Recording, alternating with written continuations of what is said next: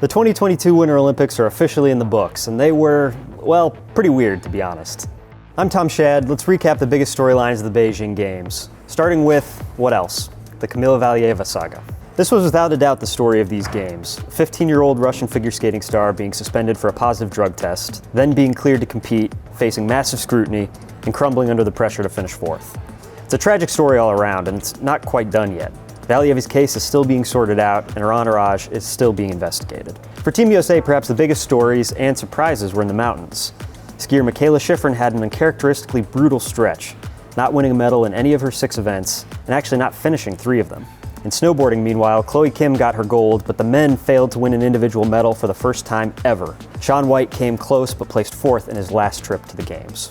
For all the laughs, there were also plenty of historic firsts on Team USA. Speed skater Erin Jackson became the first black woman to win gold in an individual event at the Winter Games, while Alana Myers-Taylor picked up 2 medals, a silver and a bronze, to become the most decorated black woman in Winter Olympics history.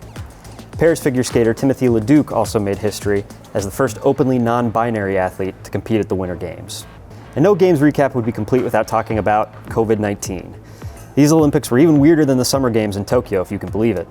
There were daily throat swabs, fenced-in hotels, sparse crowds at venues, and, for a handful of athletes, heartbreak. U.S. figure skater Vincent Zhou is among the athletes who were unable to compete after testing positive for COVID while in Beijing.